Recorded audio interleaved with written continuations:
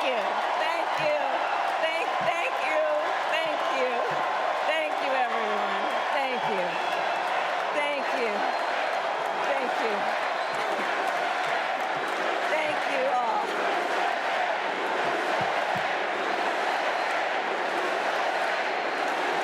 Thank you all. Okay, we got to get to some business.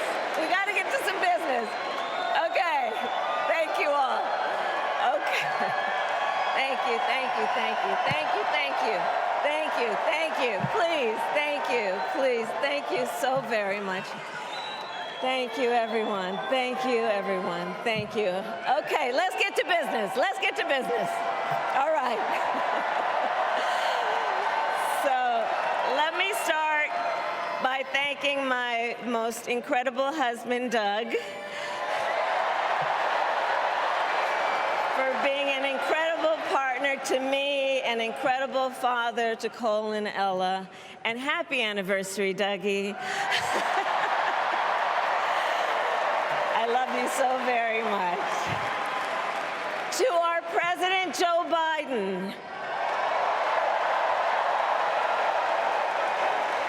when I think about the path that we have traveled together, Joe, I am filled with gratitude.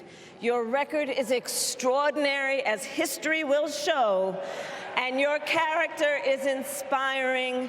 And Doug and I love you and Jill and are forever thankful to you both.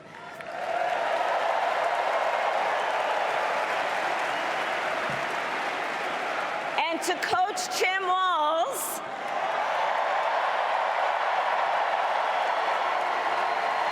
you are going to be an incredible vice president. And to the delegates and everyone who has put your faith in our campaign, your support is humbling. So, America, the path that led me here in recent weeks was no doubt unexpected.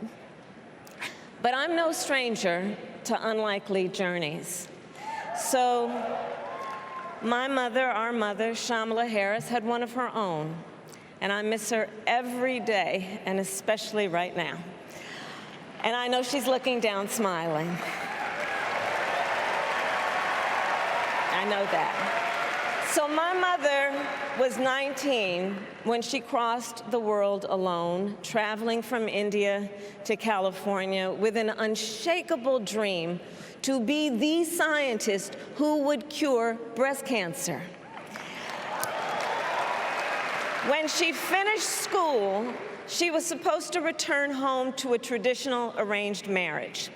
But as fate would have it, she met my father, Donald Harris, a student from Jamaica.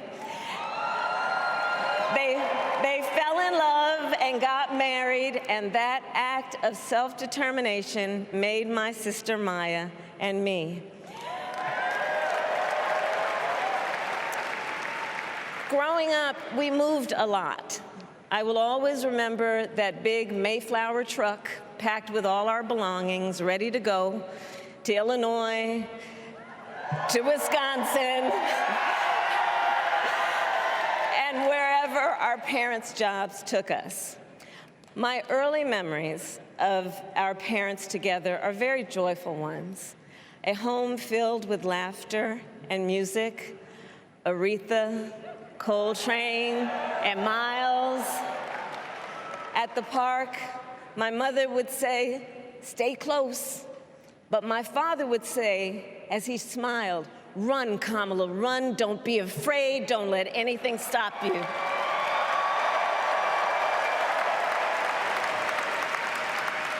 From my earliest years, he taught me to be fearless.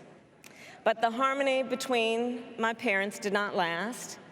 When I was in elementary school, they split up. And it was mostly my mother who raised us. Before she could finally afford to buy a home, she rented a small apartment in the East Bay. In the Bay, you either live in the hills or the flatlands. We lived in the flats. A beautiful working-class neighborhood, of firefighters, nurses, and construction workers, all who tended their lawns with pride. My mother, she worked long hours, and like many working parents, she leaned on a trusted circle to help raise us. Mrs. Shelton, who ran the daycare below us and became a second mother. Uncle Sherman, Aunt Mary, Uncle Freddie, Auntie Chris. None of them family by blood, and all of them family by love.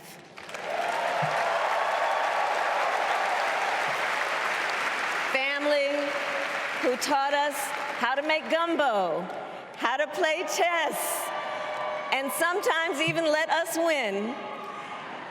Family who loved us, believed in us, and told us we could be anything and do anything.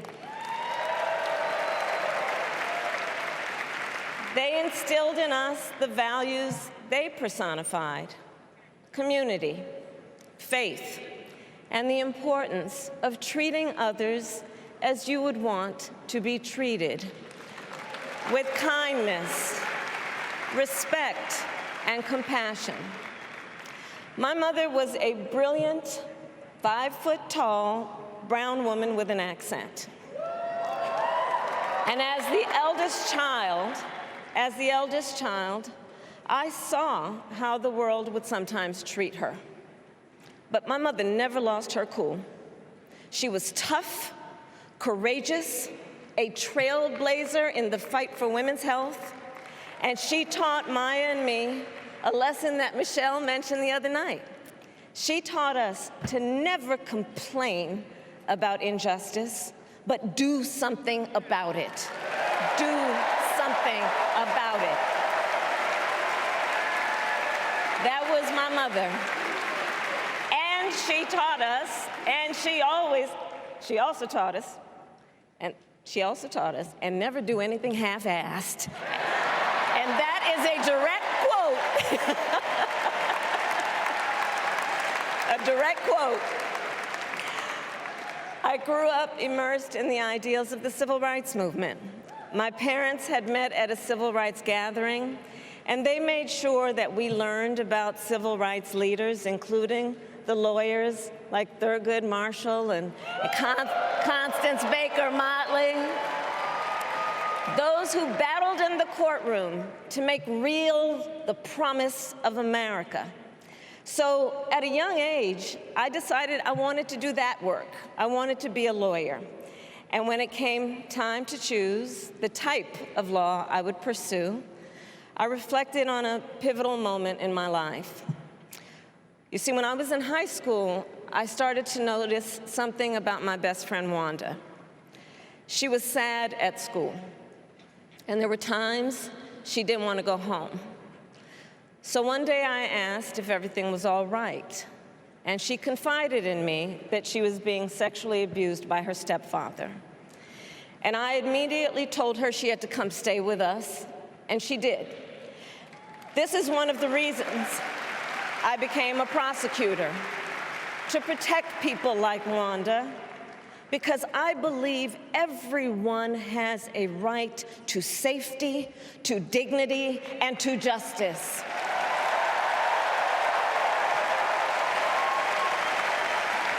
As a prosecutor, when I had a case, I charged it not in the name of the victim, but in the name of the people. For a simple reason. In our system of justice, a harm against any one of us is a harm against all of us.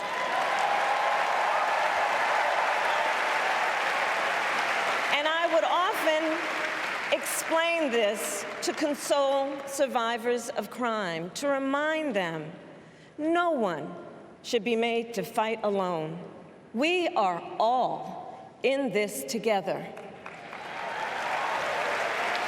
And every day, in the courtroom, I stood proudly before a judge, and I said 5 words: Kamala Harris for the people.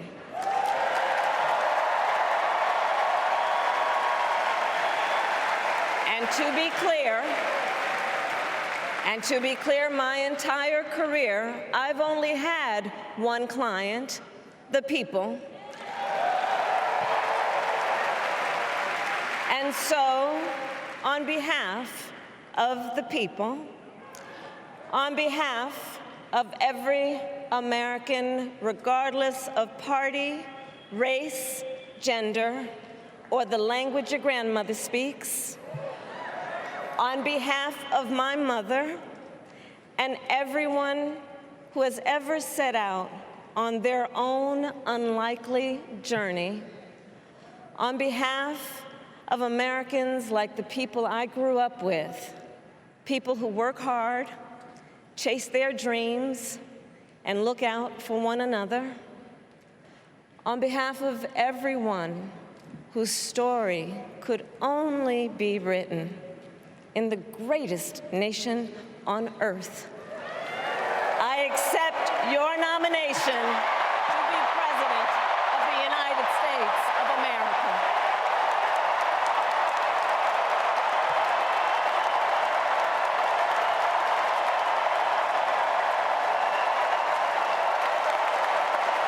And with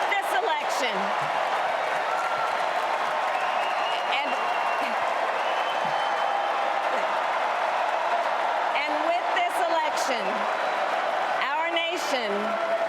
our nation with this election has a precious, fleeting opportunity to move past the bitterness, cynicism, and divisive battles of the past, a chance to chart a new way forward. Not as members of any one party or faction, but as Americans. And let me say, I know there are people of various political views watching tonight, and I want you to know, I promise to be a president for all Americans. You can always trust me to put country above party and self, to hold sacred America's fundamental principles, from the rule of law to free and fair elections to the peaceful transfer of power.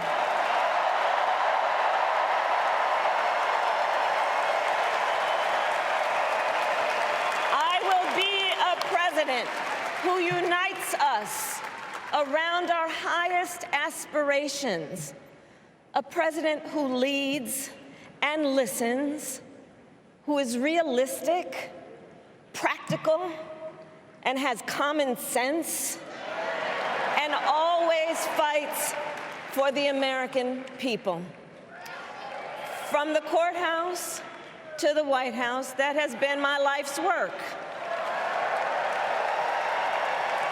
As a young courtroom prosecutor in Oakland, California, I stood up for women and children against predators who abuse them. As Attorney General of California, I took on the big banks, delivered $20 billion for middle-class families who faced foreclosure, and helped pass a homeowner Bill of Rights, one of the first of its kind in the nation. I stood up for veterans and students being scammed by big for-profit colleges, for workers who are being cheated out of their wages, the wages they were due, for seniors facing elder abuse. I fought against the cartels who traffic in guns and drugs and human beings, who threaten the security of our border and the safety of our communities. And I will tell you, these fights were not easy, and neither were the elections that put me in those offices. We were underestimated at practically every turn, but we never gave up, because the future is always worth fighting for. And that's the fight we are in right now. future.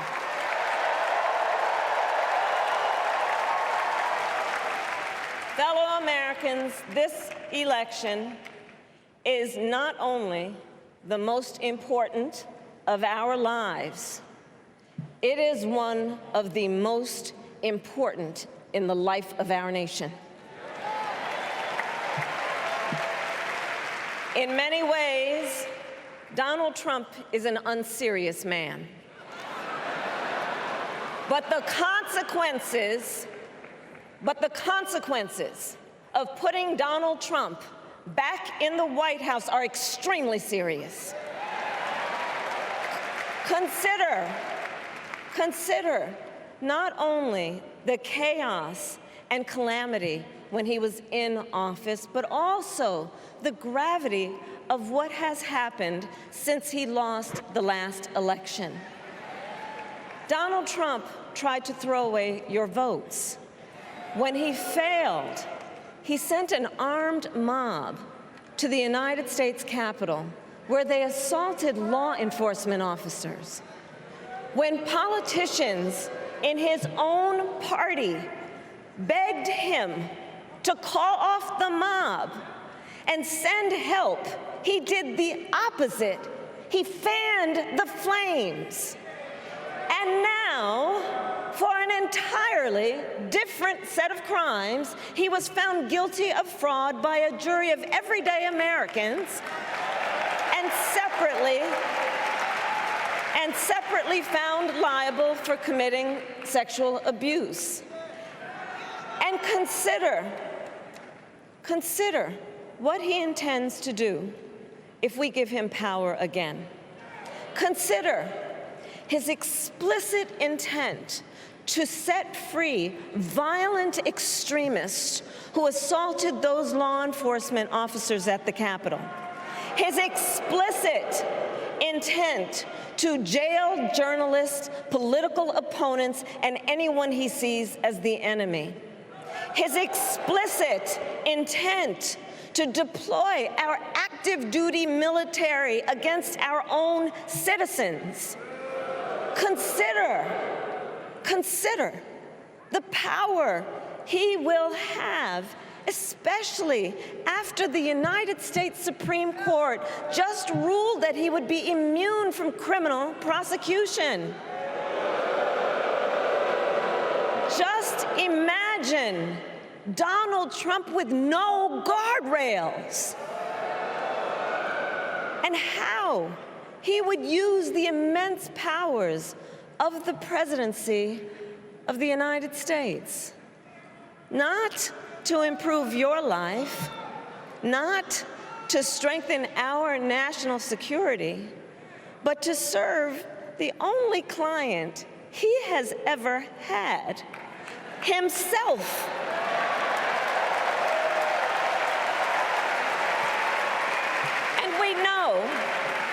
And we know what a second Trump term would look like. It's all laid out in Project 2025, written by his closest advisors, and its sum total is to pull our country back to the past. But America, we are not going back. We are not going back. We are not going back.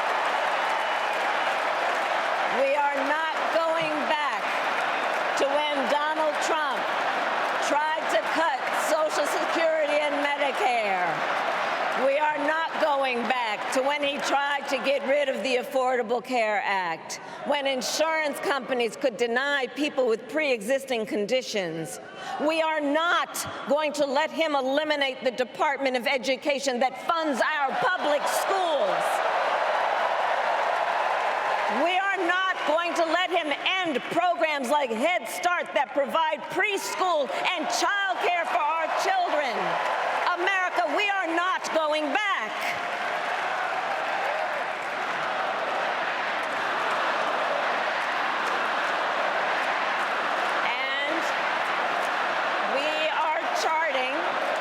And we are charting a new way forward.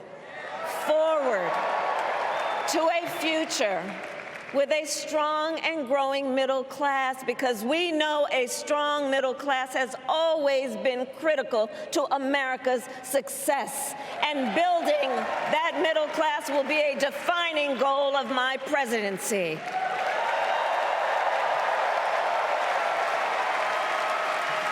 And I'll tell you, this is personal for me. The middle class is where I come from. My mother kept a strict budget.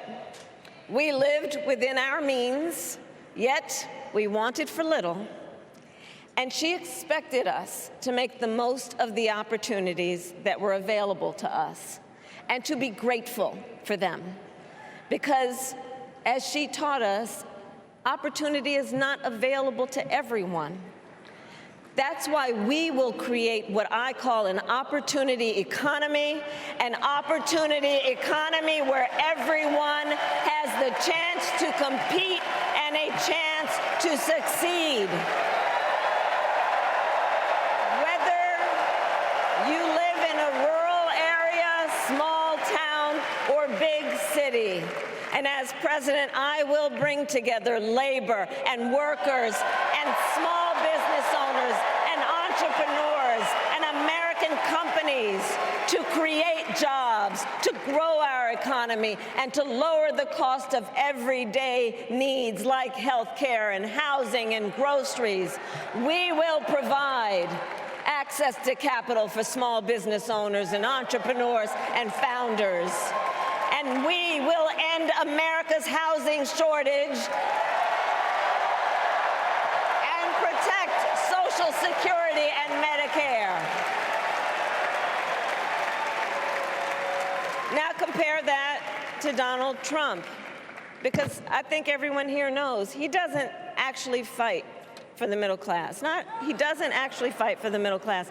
Instead, he fights for himself and his billionaire friends. And he will give them another round of tax breaks that will add up to $5 trillion to the national debt. And all the while, he intends to enact what in effect is a national sales tax, call it a Trump tax, that would raise prices on middle-class families by almost $4,000 a year.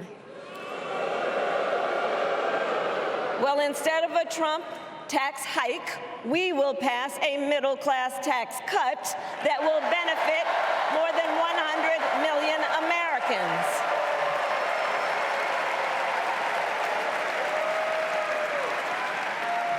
Friends, I believe America cannot truly be prosperous unless Americans are fully able to make their own decisions about their own lives, especially on matters of heart and home. But tonight, in America, too many women are not able to make those decisions. And let's be clear about how we got here.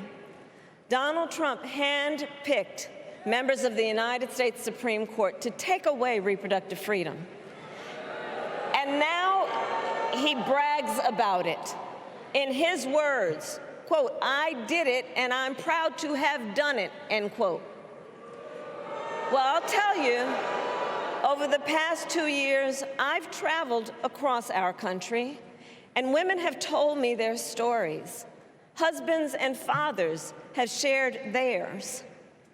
Stories of women miscarrying in a parking lot, developing sepsis, losing the ability to ever again have children, all because doctors are afraid they may go to jail for caring for their patients. Couples just trying to grow their family, cut off in the middle of IVF treatments. Children who have survived sexual assault, potentially being forced to carry a pregnancy to term. This is what's happening in our country because of Donald Trump. And understand, he is not done. As a part of his agenda, he and his allies would limit access to birth control, ban medication abortion, and enact a nationwide abortion ban with or without Congress. And get this, he plans to create a national anti-abortion coordinator and force states to report on women's miscarriages and abortions. Simply put, they are out of their minds.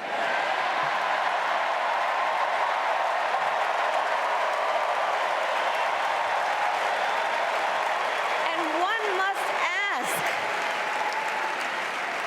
must ask, why exactly is it that they don't trust women? Well, we trust women. We trust women.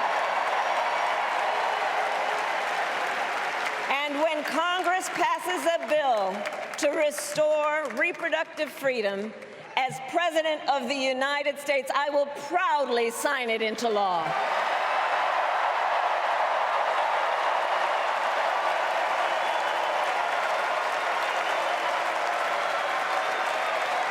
In this election, many other fundamental freedoms are at stake. The freedom to live safe from gun violence in our schools, communities, and places of worship. The freedom to love who you love openly and with pride.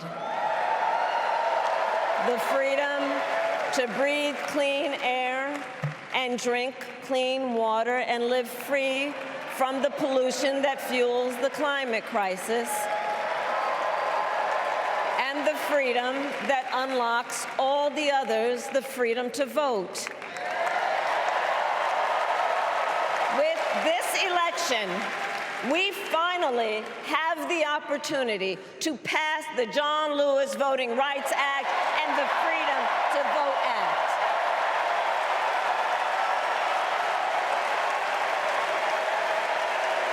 And let me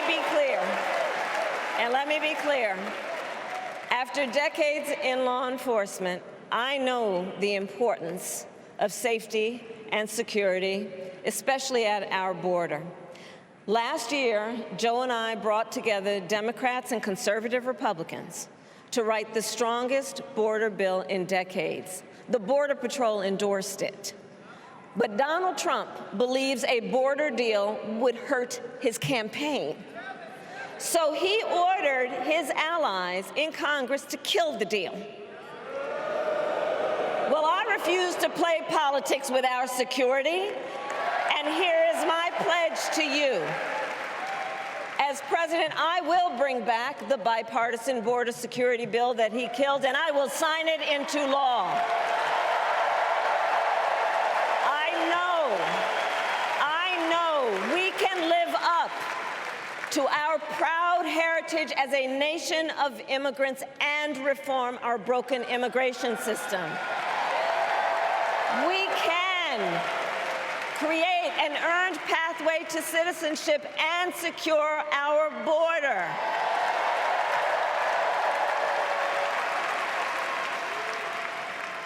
And America, we must also be steadfast in advancing our security and values abroad. As Vice President, I have confronted threats to our security, negotiated with foreign leaders, strengthened our alliances, and engaged with our brave troops overseas. As Commander-in-Chief, I will ensure America always has the strongest, most lethal fighting force in the world. And I will fulfill our sacred obligation to care for our troops and their families, and I will always honor and never disparage their service and their sacrifice.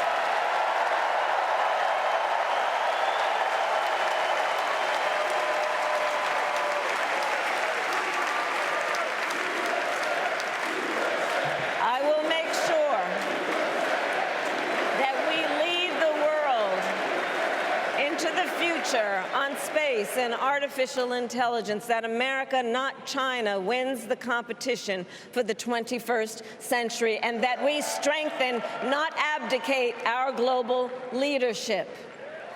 Trump, on the other hand, threatened to abandon NATO.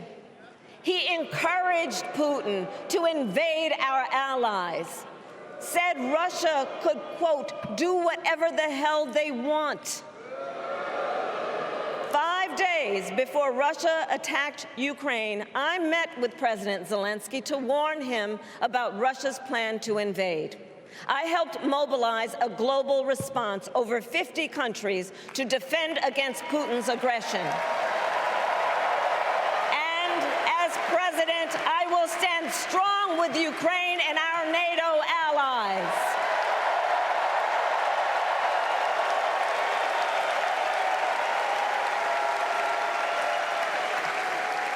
With respect to the war in Gaza, President Biden and I are working around the clock, because now is the time to get a hostage deal and a ceasefire deal done.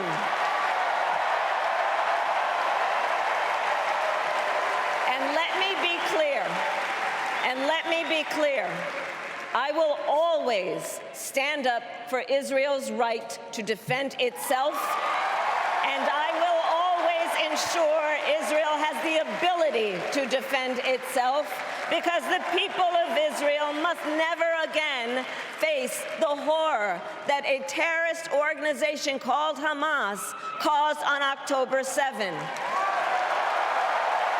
including unspeakable sexual violence and the massacre of young people at a music festival.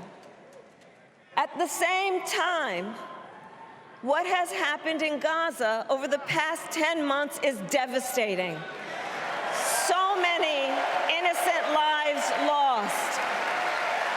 Desperate, hungry people fleeing for safety over and over again. The scale of suffering is heartbreaking.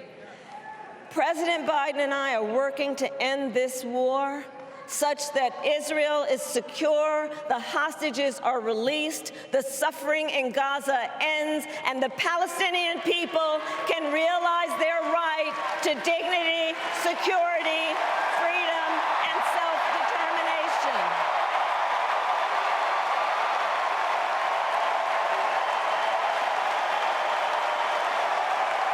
And know this, I will never hesitate to take whatever action is necessary to defend our forces and our interests against Iran and Iran-backed terrorists. I will not cozy up to tyrants and dictators like Kim Jong-un, who are rooting for Trump,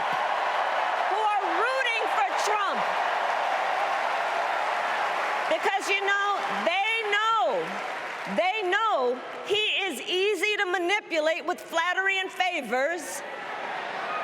They know Trump won't hold autocrats accountable because he wants to be an autocrat himself. And as president, I will never waver in defense of America's security and ideals, because in the enduring struggle between democracy and tyranny, I know where I stand and I know where the United States belongs.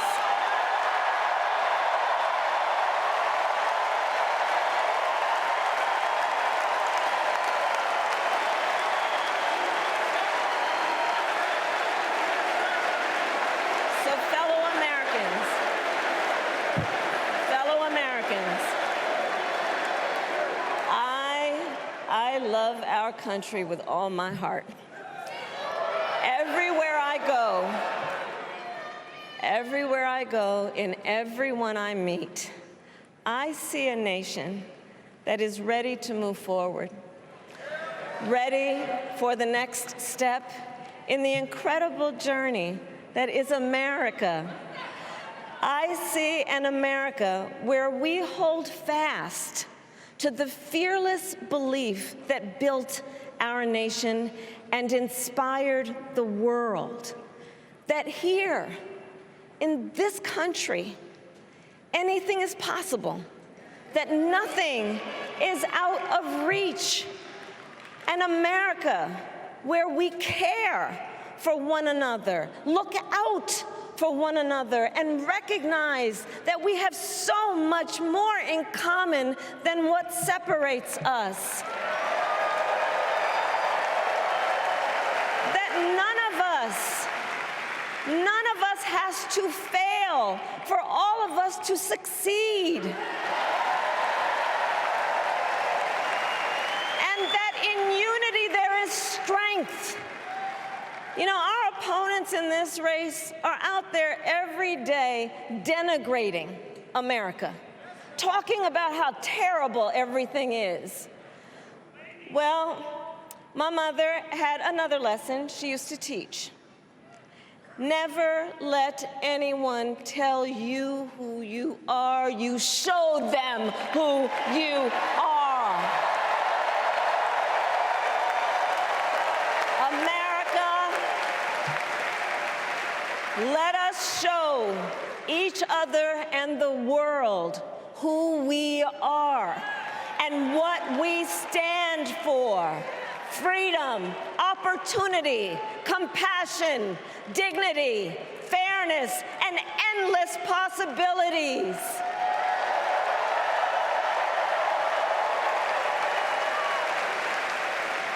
We are the heirs to the greatest democracy in the history of the world. And on behalf of our children and our grandchildren and all those who sacrificed so dearly for our freedom and liberty, we must be worthy of this moment. It is now our turn to do what generations before us have done, guided by optimism and faith, to fight for this country we love, to fight for the ideals we cherish, and to uphold the awesome responsibility that comes with the greatest privilege on earth, the privilege and pride of being an American.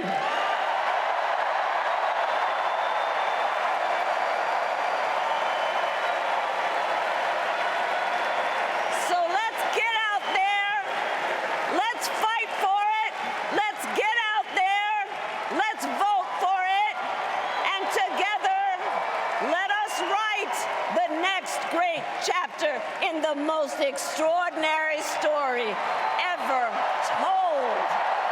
Thank you.